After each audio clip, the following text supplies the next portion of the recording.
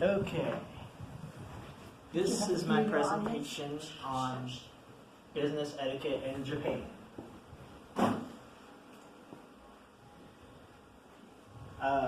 This is how you greet in Japan. Normally people will bow like this, and there are certain ways you can bow. Like some people bow like at a 15-degree angle, some go like 30 degrees, 45 degrees, some people even go all the way down like this. It's mainly about how much respect you have for the person you are communicating with. It is a respectful thing to do to bow, especially at business meetings and such. A longer bow is meant to be a sign of respect. Certain aspects come into play when you are bowing, such as social status, age, experience, and job position.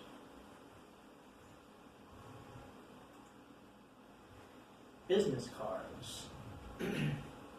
Normally when you are in a meeting, in a business meeting in Japan, you will want to do as the picture is shown, hand it to the person you are communicating with 2 hands. You never want to flick, throw, or slide it, or toss it, or anything like that, because it could be a sign of disrespect or implies that you have no pride in the company you represent. You never want to fidget with, play with, bend, or fold your Japanese card. Again, this could be a sign of disrespect as well. Finally, carefully pick up all the Japanese business cards you received at a meeting. If you forget one, it basically implies that you don't care about the person whose business card you forgot.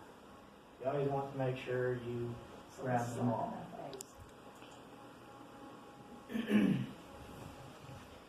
Here's some more information on business etiquette in Japan. Being polite is one of the more important things of business etiquette in Japan.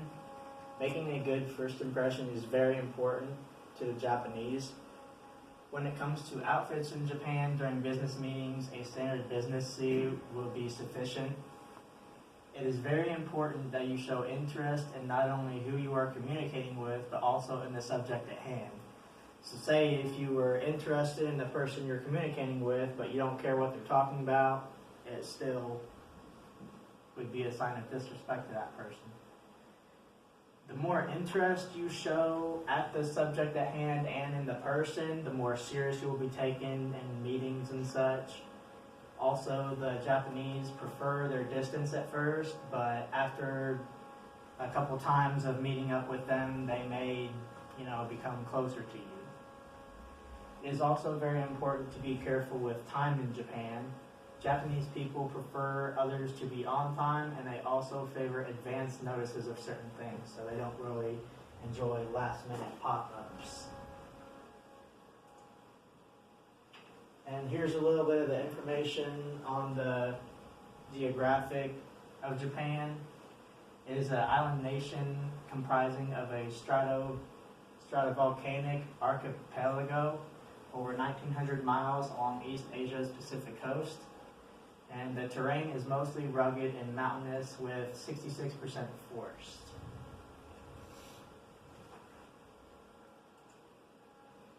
And I put a slide in here about the history as well. The country was involved in both world wars. They lost World War II when both Hiroshima and Nagasaki were bombed by the United States in August of 1945. This killed thousands of people, but it also ended World War II.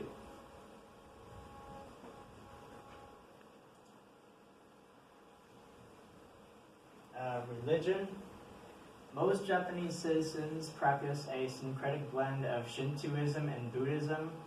There are other religions practiced here as well, but not as big as the 2 I've mentioned above. These include Christianity, Islam, Hinduism, and Sikhism. The main native religion of Japan is Shinto, which was developed in prehistoric times. It is a polytheistic faith emphasizing the divinity of the natural world. Also, this religion does not have a holy book or a founder. thank you very much for viewing my presentation. You have to do us. You show right here. Yep. You have to go over here too, Carl.